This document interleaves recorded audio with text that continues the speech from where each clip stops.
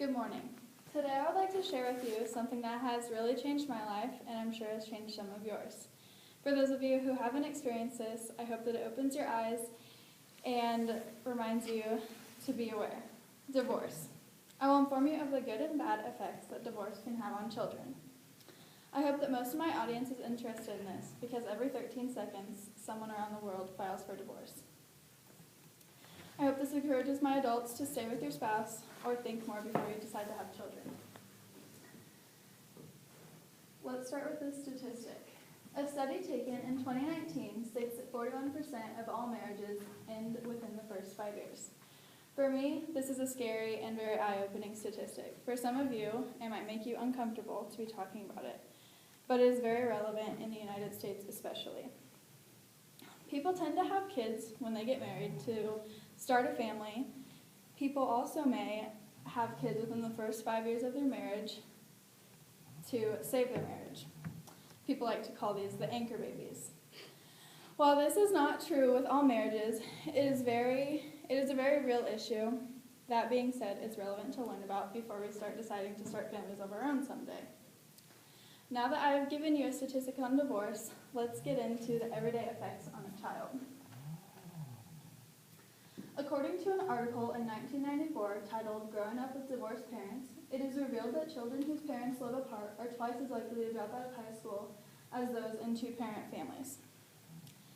To me, this means kids who have divorced parents may have to work twice as hard than kids in two-parent families. Young kids who go home every night and struggle with who's going to be in charge that night, whose house they're going to stay at, or who to look up to, may struggle with school a little more than the average. Within the same article, it states that kids with divorced parents are 50% more likely to experience health issues such as headaches, injury, and asthma. One of the reasons I chose this topic was for that specifically.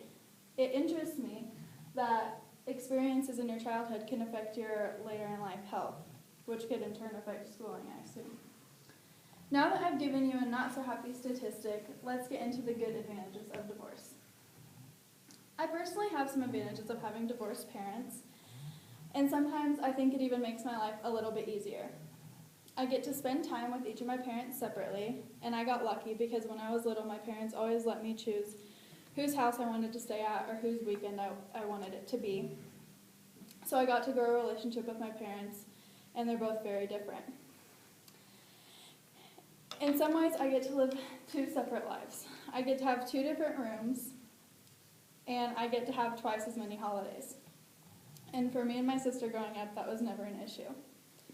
While none of these statistics and personal experiences are true 100% of the time, today I have provided you 100% of the time. I hope that you took something away from my speech. Today, I have provided you with personal and worldwide statistics on the effects of divorce.